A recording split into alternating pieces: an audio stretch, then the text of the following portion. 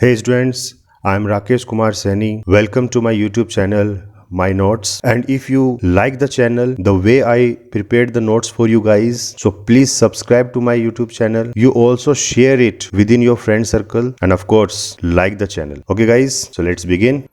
Now we are going to discuss cross product, that is also known as vector product. Earlier we have discussed dot product and its various properties. ये मैंने आपको बता दिया था कि जब किसी भी दो वेक्टर के बीच में जब हम क्रॉस प्रोडक्ट करते हैं तो जो रिजल्ट मिलता है वो भी हमें क्या मिलता है, वेक्टर मिलता है। यानी कि उसके अंदर क्या है, मैग्नीट्यूड और डायरेक्शन दोनों है।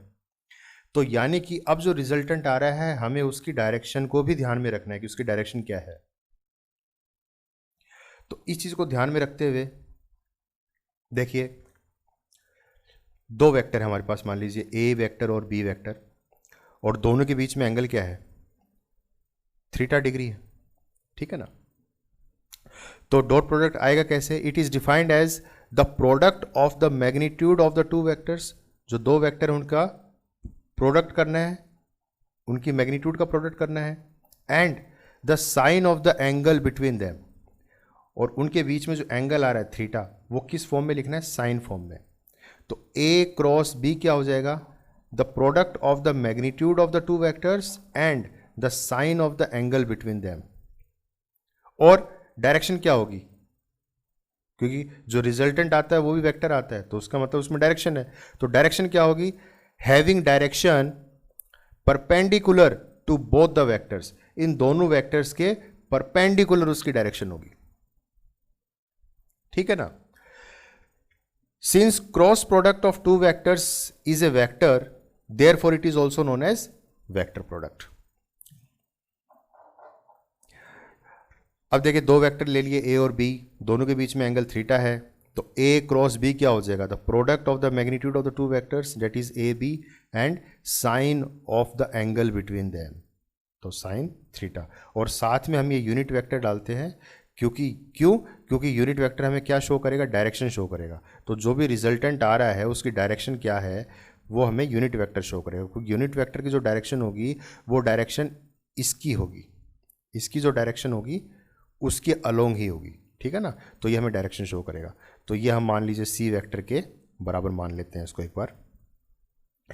तो here a and b are the magnitudes of a vector and b vector respectively, और n unit vector is a unit vector which points in a direction perpendicular to the plane of a and b. तो unit vector की जो direction होगी वो क्या होगी, जो resultant आएगा उसके अलोंग होगी, लेकिन जो गिवन वेक्टर्स हैं ए और बी, इन दोनों के ही क्या होगी, परपेंडिकुलर होती है। ठीक है ना। तो जैसे ए क्रॉस बी की जो रिजल्टेंट आई वो इस तरीके से आई। ठीक है ना। क्या आया, ए क्रॉस बी किसके बराबर आया, सी वेक्टर। तो सी वेक्टर की जो डायरेक्शन है वो ये है, मतलब यूनिट वेक्टर जो है वो इस डायरेक्शन में है। ठीक है ना। और ये जो डायरेक्शन है इन दोनों वेक्टर्स के क्या है, परपेंडिकुलर है। तो ये मान लीजिए आप ये मान लीजिए आप किसी भी एक प्लेन के अंदर हैं। ठीक है ना। तो ये उस प्लेन के परपेंडिकुलर आएगा। अब डायरेक्शन को डिटरमाइन करने के लिए हमारे पास कुछ रूल्स हैं कि पता कैसे चलेगा कि कौन सी डायरेक्शन है। ठीक है ना। ये तो हमें समझ में आ गया कि परपेंडिकुलर हो गई, लेकिन परपेंडिकुलर में भी कौन सी डायरेक्शन है। एक तो अगर मान लीजिए आपके वेक्टर्स एक्स के अलोंग हैं तो परपेंडिकुलर तो वाई भी आ सकता है, जेड भी आ सकता है। ठीक है ना। तो डायरेक्शन, और मान लीजिए एक्स वाई प्लेन में अगर आपके वेक्टर्स हैं तो एक्स वाई प्लेन का परपेंडिकुलर क्या होगा, जेड होगा। ठीक है ना। तो जेड कौन सा होगा, प्लस जेड या माइनस जेड। तो वो डायरेक्शन हमें पता कैसे चलेगी, तो वो उसके कुछ रूल्स है। तो पहला रूल है right hand thumb rule, right hand thumb rule.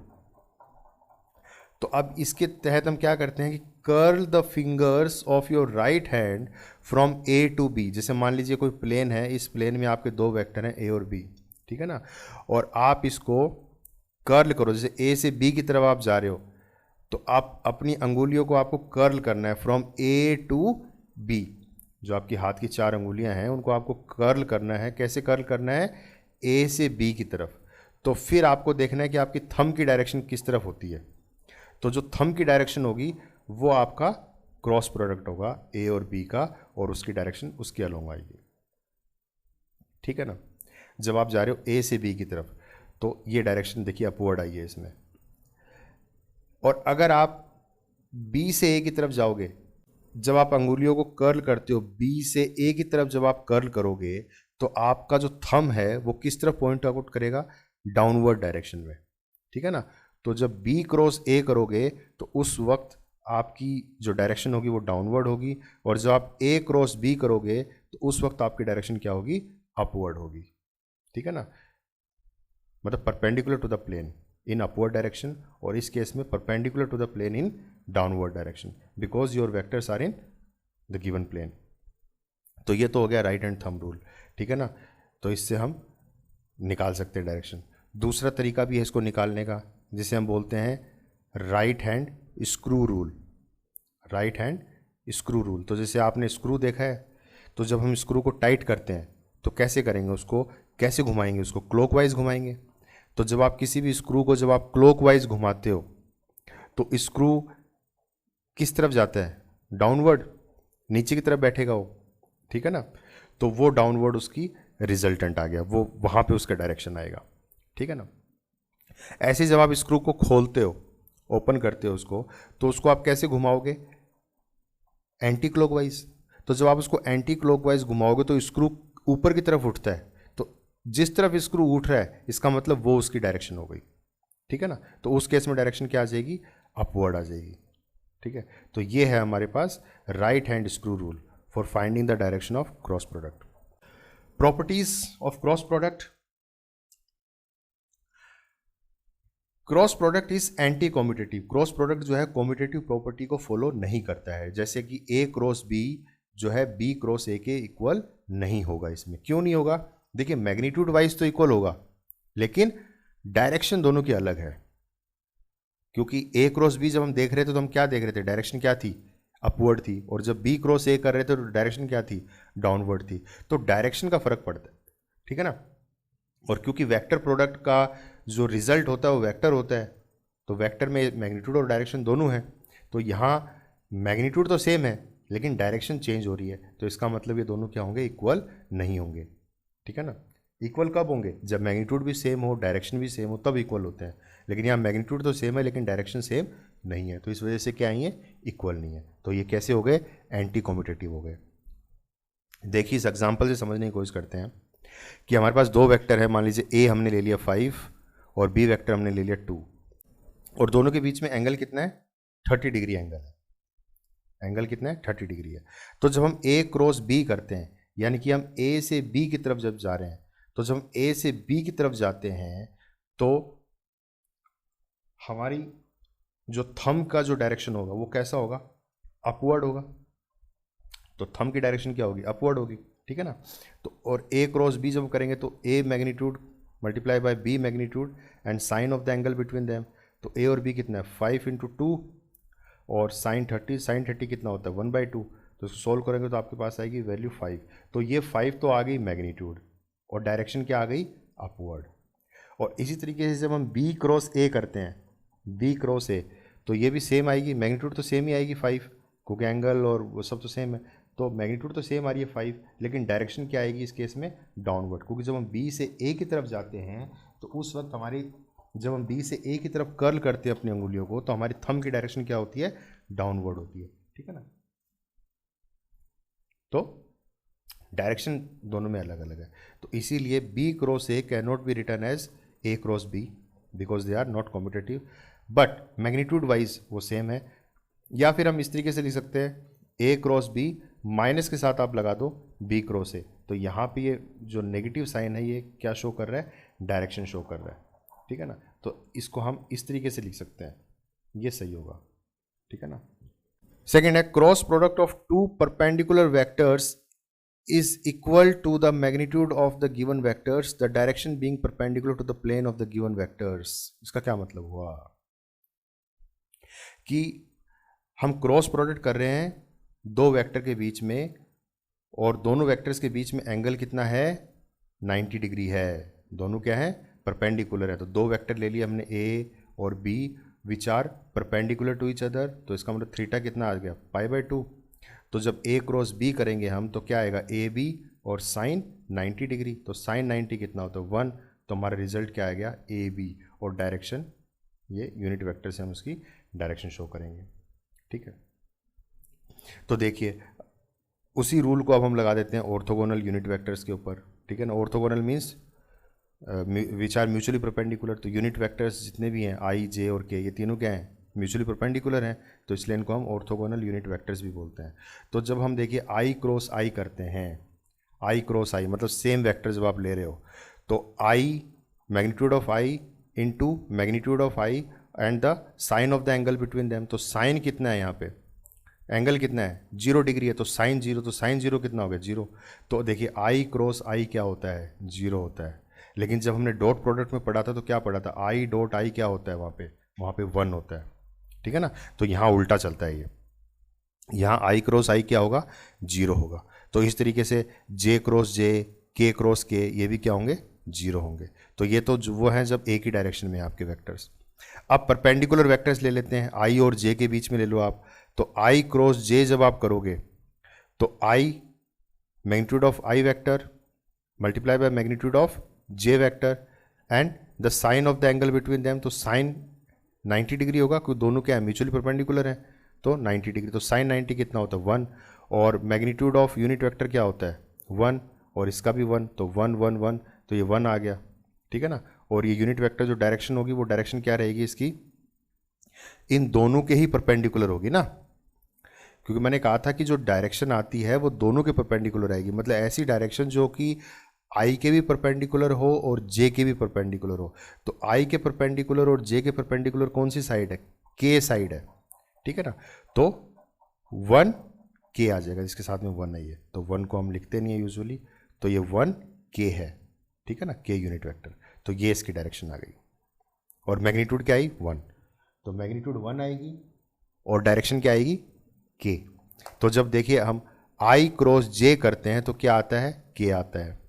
इसी तरीके से जब जे क्रॉस के करोगे, जे क्रॉस के करोगे, तो इन दोनों के परपेंडिकुलर क्या बन रहा है आई, तो क्या आ जाएगा आई। और ऐसी के क्रॉस आई करोगे, के क्रॉस आई करोगे, तो इसके परपेंडिकुलर क्या आएगा जे, ये जे यूनिट वेक्टर आ गया। ठीक है ना, जब हम अपनी अंगुलियों को कर्ल करेंगे, मतलब जे से जब आप के की तरफ के से जब आप आई की तरफ कर्ल करोगे, तो आपकी जो थम है उसकी डायरेक्शन क्या होगी अपवर्ड होगी, और अपवर्ड में क्या है जे है, तो K cross I will give rise to J unit vector. ठीक है, तो ये आपको हर बार निकालने की जरूरत नहीं है, ये आप याद भी कर सकते हो। तो इसी तरीके से अब देखिए, तो जब आई क्रॉस जे करते हो तो के आता है, तो जब जे क्रॉस आई करोगे उसको उल्टा कर दो, जे क्रॉस आई करो, तो जे क्रॉस आई, क्योंकि अब ये कम्यूटेटिव नहीं है ये प्रॉपर्टी। ठीक है ना, तो वैल्यू जो भी आएगी वो नेगेटिव के साथ आएगी, तो मैग्नीट्यूड तो सेम रहेगा के, लेकिन वैल्यू किसके साथ आएगी नेगेटिव के साथ, क्योंकि डायरेक्शन यहाँ चेंज हो गई। ठीक है ना, ये डायरेक्शन क्या थी अपवर्ड थी, और ये डायरेक्शन यहाँ पे क्या है डाउनवर्ड है। ठीक है ना, या फिर आउटवर्ड और इनवर्ड मान लो आप, ये अपवर्ड ही होगी और इसका अपोजिट ये जो है ये इनवर्ड होगा। तो जे क्रॉस आई जो है वो माइनस के आ गया। इसी तरीके से इनका अगर हम रिवर्स करें के क्रॉस जे, तो के क्रॉस जे क्या हो जाएगा माइनस आई हो जाएगा, और ऐसे ही आई क्रॉस जे जब इसका करोगे तो माइनस जे के साथ आ जाएगा। ठीक है ना, तो ये हम डायरेक्ट यूज़ करते हैं, इसका एक तरीका और है निकालने का, इस डायग्राम के हेल्प से भी आप निकाल सकते हो। तो देखिए जब हम एंटी क्लॉकवाइज चलते हैं, जब हम एंटी क्लॉकवाइज चलते हैं, जैसे कि आई जे, आई क्रॉस जे जब आप करोगे तो आपकी वैल्यू क्या आएगी के, जब के क्रॉस आई करोगे तो वैल्यू क्या आएगी जे, और जब जे क्रॉस के करोगे तो वैल्यू क्या आएगी आई। तो ये तो हो गया एंटी क्लॉकवाइज, तो एंटी क्लॉकवाइज में सारे आएंगे पॉजिटिव। जब आप क्लॉकवाइज चलते हो तो के क्रॉस जे, तो के क्रॉस जे जब आप एंटी क्लॉकवाइज चल रहे हो तो क्या आएगा माइनस आई। ऐसे ही आई क्रॉस के तो वैल्यू क्या आएगी माइनस जे। ऐसे ही जे क्रॉस आई तो वैल्यू क्या आएगी माइनस के। तो जब हम क्लॉकवाइज चलेंगे तो नेगेटिव के साथ लगाओगे, जब एंटी क्लॉकवाइज चलोगे तो पॉजिटिव के साथ लगाओगे। तो ये डायग्राम बेस्ट है, ठीक है ना, इसके हिसाब से हम डायरेक्ट भी कर सकते हैं। नेक्स्ट है क्रॉस प्रोडक्ट इज डिस्ट्रीब्यूटिव। तो क्रॉस प्रोडक्ट जो है वो डिस्ट्रीब्यूटिव होता है, that means you can write this into this form also, that is A cross B plus C can be written as A cross B plus A cross C. Cross product of two parallel vectors is zero. कैसे zero होगा? क्योंकि यहाँ sign हम angle लेते हैं ना बीच में, तो साइन जीरो हो गया। तो साइन जीरो कितना होता है? जीरो। तो इसका मतलब पूरा फैक्टर क्या होता है? जीरो हो जाता है। तो यानी कि ए क्रॉस बी जब आप करोगे तो वहां पे रिजल्ट क्या आएगा? आपका जीरो आएगा। ठीक है ना। ऐसे अगर आप anti parallel low, for anti parallel also it will be zero. जब एंटी पैरेलल होंगे तब एंगल कितना आएगा? 180, और साइन 180 कितना होता है? वो भी जीरो होता है। तो पैरेलल एंटी पैरेलल दोनों में ही क्या आएगा? आपका रिजल्ट जीरो आएगा। तो ये जीरो के आपका वेक्टर है। एक्चुअल में जीरो के ऊपर वेक्टर नहीं लगाते, तो उसमें गलत नहीं है, वो एक ही बात है। नेक्स्ट हम जो क्रॉस प्रोडक्ट है वेक्टर्स को, उसको हम रेक्टेंगुलर कंपोनेंट में कैसे शो करेंगे? तो रेक्टेंगुलर कंपोनेंट्स में आप इस तरीके से शो कर सकते हो इसको। ठीक है ना। एक मैट्रिक्स फॉर्म में भी आप इसको रिप्रेजेंट करते हैं। इस तरीके से लिखा जाता है जैसे ए क्रॉस बी जो है आई जे और के, और फिर आई के जैसे ए एक्स, आई के अलोंग क्या है? ए एक्स और बी एक्स, ये आई के अलोंग है। जे के अलोंग क्या है? ए वाई बी वाई, और के अलोंग क्या है? ए जेड बी जेड। तो इस तरीके से मैट्रिक्स फॉर्म में भी आप इसको लिख सकते हो। ठीक है। तो ये रेक्टेंगुलर कंपोनेंट हो गया। ठीक है। जब इसको आप ओपन करोगे तो मैथ्स के बच्चों को तो मैट्रिक्स पढ़ते हैं ये लोग, तो इनको तो पता होगा। ठीक है ना। बायो के लिए मैं बता दूं, जैसे इसको जो हम ओपन करते हैं तो जैसे पहले हम आई वाला फैक्टर लेंगे, तो आई हमने रख दिया। ठीक है ना। तो जब आप आई रखोगे तो इस रो को और इस कॉलम को, आई वाले कॉलम को और इस रो को आप भूल जाओ। आप इनको ध्यान रखो, इन चारों को। ठीक है। तो क्या आएगा? A y multiply by b z minus a z multiply by b y, इस तरीके से लिखेंगे। फिर प्लस आई हमने ले लिया, फिर हम लेंगे जे। तो जब जे लोगे तो जे वाली कॉलम को भूल जाओ और इस रो को भूल जाओ। ठीक है ना। और आई जे के बाद क्या था? के था ना, तो के से शुरू करो आप। तो ए जेड बी एक्स माइनस ए एक्स बी जेड आ जाएगा।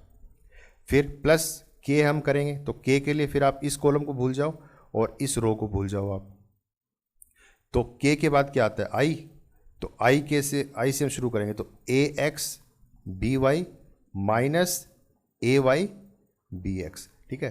तो जैसे के है तो के को हम भूल गए और इस रो को भूल गए, ये बच गया। तो आई के बाद ये आएगा, के बाद आई आएगा, तो आई के हम शुरू करेंगे, तो ए एक्स इसको इसके साथ मल्टीप्लाई करोगे, माइनस के साथ फिर इसको इसके साथ मल्टीप्लाई करोगे, ऐसे चलता है ये। ठीक है ना। तो ये डायरेक्ट तरीका है लिखने का। Now the applications of cross product. Cross product mainly कहाँ यूज़ होता है? तो हमें पता है कि जब हम दो वेक्टर के बीच में क्रॉस प्रोडक्ट करते हैं तो हमें रिजल्टेंट भी क्या मिलता है? वेक्टर मिलेगा। ठीक है ना। तो ऐसा कहाँ पे अप्लाई करते हैं हम लोग? तो देखिए, जब हम एंगुलर वेलोसिटी को मल्टीप्लाई करेंगे डिस्प्लेसमेंट के साथ तो हमें रिजल्टेंट क्या मिलेगी? Linear velocity. दोनों ही क्या है? वेक्टर क्वांटिटी है। तो इसका जो प्रोडक्ट से जो रिजल्ट आएगा वो क्या आएगा? Linear velocity. तो वेलोसिटी भी क्या है? वेक्टर क्वांटिटी है। ठीक है ना। ऐसे हम टेंजेंशियल एक्सेलरेशन में यूज़ करेंगे, सेंट्रीपिटल एक्सेलरेशन में। ठीक है ना। एंगुलर मोमेंटम, ऐसे टॉर्क।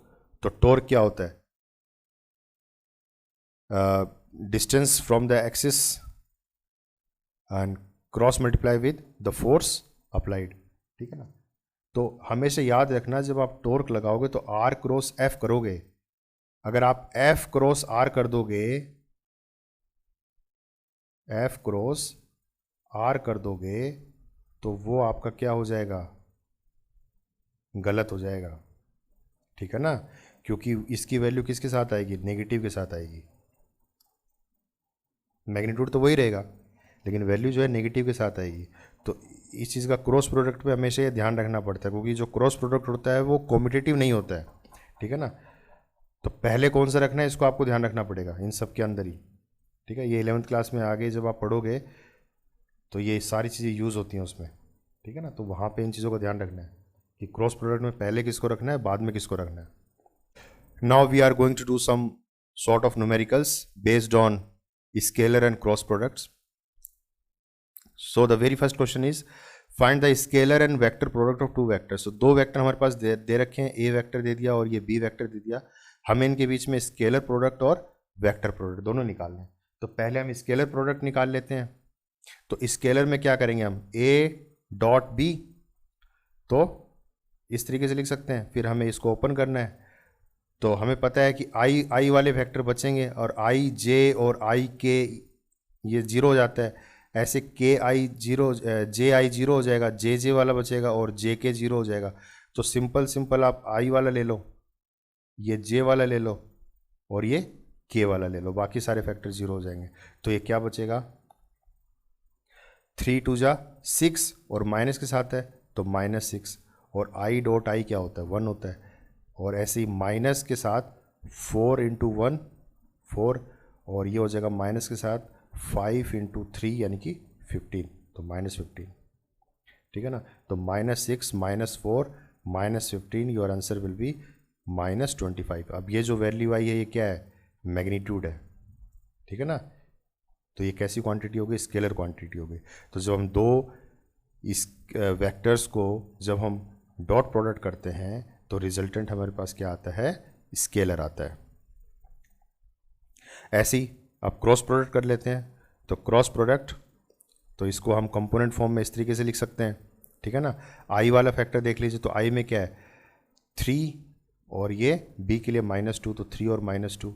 ऐसे जे के लिए क्या है -4 और 1, -4 और 1, और के के लिए क्या है 5 और -3। तो इस तरीके से हम लिख देंगे। फिर हमें क्या करना है, सिंपल इसको ओपन करना है। तो आई, जब हम आई लेंगे तो इसको काट दो, इस कॉलम को, और इस रो को काट दो। तो आई के साथ हम क्या लिखेंगे, इसको इसके साथ मल्टीप्लाई करो तो -4 × -3 यानी कि 12, और फिर इसको इसके साथ मल्टीप्लाई करो माइनस के साथ तो -5 × 1 5, तो 12 - 5 आ गया। ऐसे ही जब हम जे के साथ करेंगे तो हम जे वाली कॉलम को ख़त्म कर देंगे और रो को ख़त्म कर देंगे। तो इस कॉलम को ख़त्म कर दिया और इस रो को ख़त्म कर दिया। और जे के बाद क्या आता है, के, तो के से हम शुरू करेंगे। तो 5 है,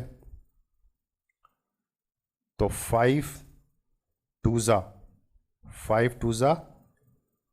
10, और -10 आएगा, फिर माइनस के साथ है तो 5 2 ज़ा 10, तो -10, और माइनस के साथ -9, तो माइनस के साथ फिर -9। तो ये तो हो गया जे के लिए, ठीक है। ऐसे जब हम के लिए करेंगे, के की ये कॉलम गायब हो जाएगी और ये गायब हो जाएगा। तो के के बाद आता है आई, तो आई से फिर ये लोगे तो 3 × 1 यानी कि 3, और फिर माइनस के साथ 4 2 ज़ा 8 हो जाएगा, ठीक है। माइनस माइनस प्लस हो गए, तो माइनस के साथ 4 2 ज़ा 8, तो ये इस तरीके से आएगा, ठीक है। तो ये बन गया 7i - j - 5k। तो ये कैसी क्वांटिटी आई है, वेक्टर क्वांटिटी आई है। यानी कि दो वेक्टर को जब हम क्रॉस मल्टीप्लाई करते हैं तो जो रिजल्टेंट आता है वो भी कैसा आता है, वेक्टर आता है, ठीक है ना। तो ये तो था a क्रॉस b। अगर इसी तरीके से हम b क्रॉस a करें तो मैग्नीट्यूड तो वही रहेगी, लेकिन वो कैसे आएगा, माइनस के साथ आएगा।